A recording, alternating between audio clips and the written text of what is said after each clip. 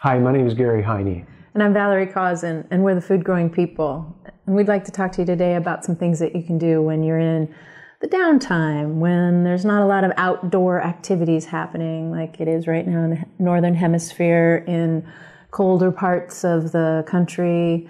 We're not living in Southern California or Southern Florida, so we don't have a 12-month growing season here. I guess if we had the cold frames, we could be doing a lot extending of our seasons, but we've decided not to do that, and we wanted to talk about the things that we like to do during this downtime. For example, one of the great things you can do is review how things went last season. How did your garden grow, if you had a garden?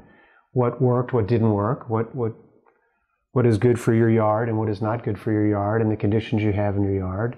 I'm sure you learned a lot.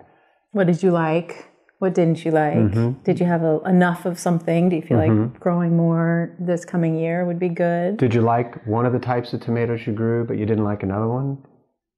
So that's one thing, is really to review and to see where you're at. You know, just decide, I'm going to do this again, I'm not going to do that again, I'm going to expand this, I'm going to make this less, And also to celebrate. If say the cucumbers didn't work, and you're feeling bad about it, well, just celebrate the great kale that you had, you know, yay, all that great kale.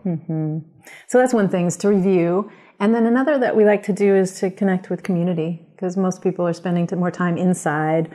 So there are more people at their computers or having meetings, those kinds of things. Seed swaps are amazing places that you can meet people. There's all sorts of gardening, hook up, connecting places. I know there's a really active permaculture meetup here in Louisville that has regular meetings and talks about different practices. Yeah, so that's one thing, is to find some places where you can actually talk to people who have had successes in your area. What a great thing to learn from people who actually know what they're doing more than you do, and to be able to share your own expertise with people who are needing that as well. So and that's a great if you thing. have a lot of expertise, look for places that you can share it.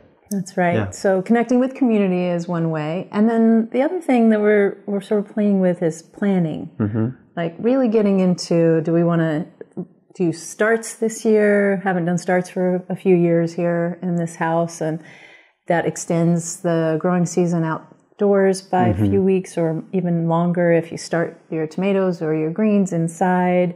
So if you haven't done that before, to educate yourself, what would that take? How much soil, how much light, do you have the setup that you would need, and taking it on as a new project, really being curious about what you can do that's new.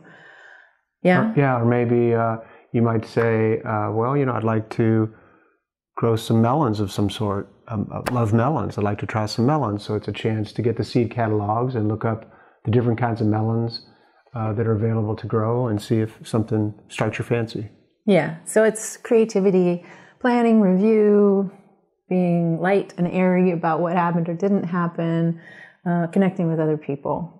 It's a great time of year where we are to be thinking about those kinds of things. So we just wanted to give you a little inspiration about what's possible when you're not outside digging in the ground. And this was a great way for us to connect with you all. That's right. All right. Thanks for joining us. See you next time.